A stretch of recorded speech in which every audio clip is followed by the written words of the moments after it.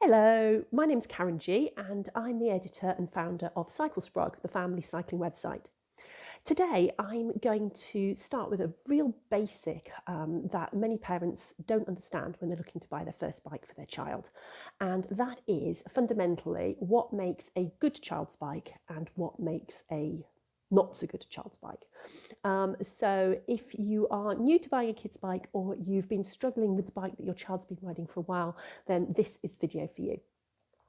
So basically, at a very high level, there are two types of kids' bike.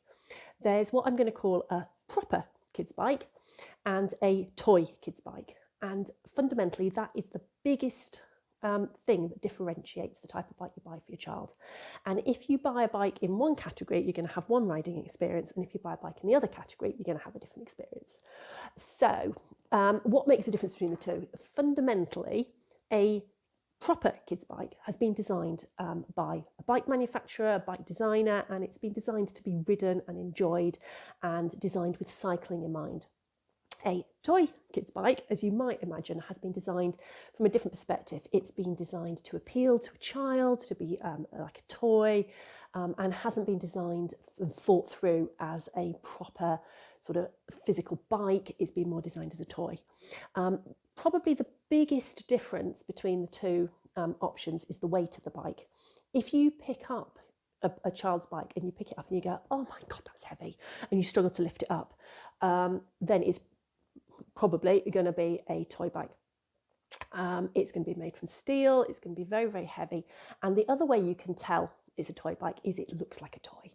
If it's a boy's bike, it will be a pirate bike or it'll have some name like Racer or Champ or Wham or Boom or something like that. And if it's a girl's bike, it will probably be pink or a lovely pastel colour. It'll probably be adorned with fairies or princesses, and it'll have a name like Cupcake or something like that.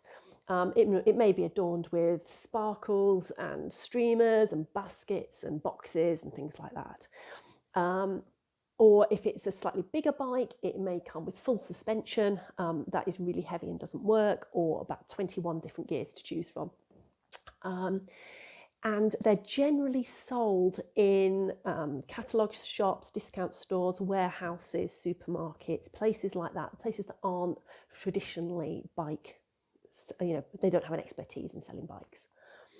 So if you've bought one of these bikes, you're thinking of buying one of these bikes, this is the sort of bike that most children will start out on. And it's such a shame because that sort of bike isn't going to give them an experience that they're going to particularly enjoy. In some cases, the bikes are so heavy, especially the smaller the child, the bigger the weight factor has on it. So they're going to really struggle to pick up these bikes. If you pick it up and go, flipping it, that's heavy. How is a 3-year-old, a 4-year-old, a 5-year-old going to feel trying to cycle with that bike and manoeuvre it? And then secondly, some of these bikes are actually, they're not designed for small children. The brakes aren't sized for their small hands. And in some cases, I've been hearing instances where these bikes are actually just downright dangerous. The brakes don't really work if your child is going down a hill, or riding in traffic. The brakes don't really work, the tyres are rubbish, the spokes break. And one of my tips on these bikes is if you're thinking of buying one of these bikes, most of them are available online. Look at the reviews, go to what people are saying, look at the 1-star reviews, the 2-star reviews, and see what people are saying about these bikes. Because many of them just get really awful reviews about the fact that the bike wasn't safe, it fell apart after one ride, it got damp and it rusted up within a day or two. So just take a bit of time to find out about the bike.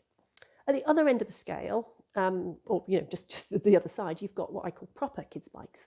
And again, these are now designed with riding in mind. They're designed by either a big bike company that already does adult bikes, so is just using its expertise to scale it down for a child's bike, or there's now a lot of specific children's bike manufacturers. They do nothing but make children's bikes, so they are going to know what they're talking about.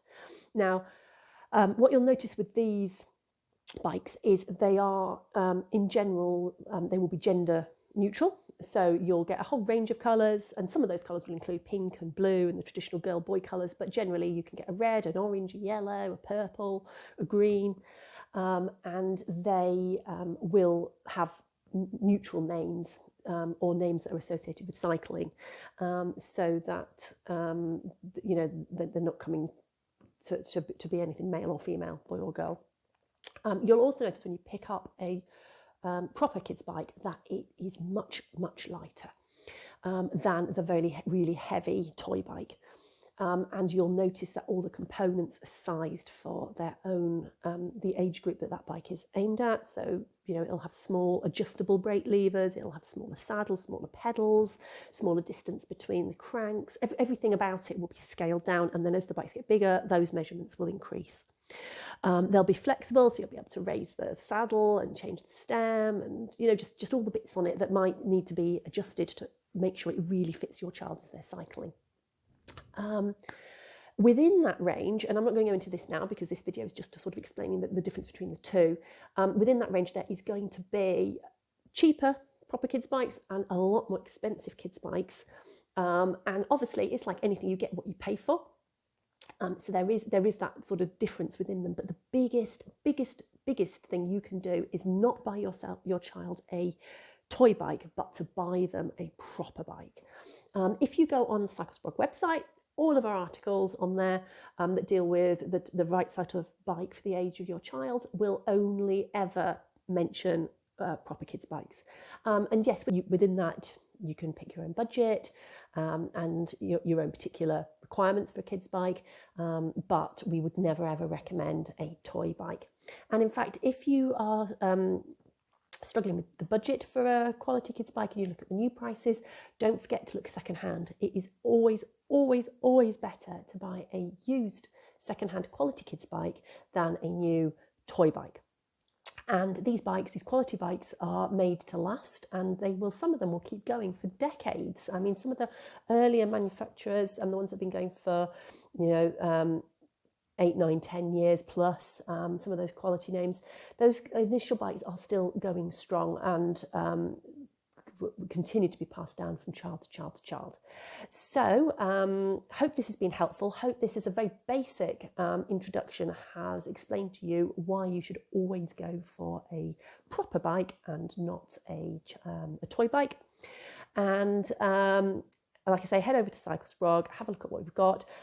You'll find on our articles about kids' bikes that there's a downloadable checklist that will walk you through in a bit more detail what you need to look for when you're buying a bike, and hopefully you will end up with the perfect bike for your child and they will really enjoy riding it and get years and years of enjoyment out of it. Thank you very much. If you have enjoyed this video, please don't forget to give it the thumbs up, and also subscribe to our YouTube channel. And if you know of anybody who is thinking of buying a kid's bike and is potentially going to go down the route of buying a toy bike, do then please just mention this video to them so that they don't fall into the same trap. Thanks ever so much. Bye.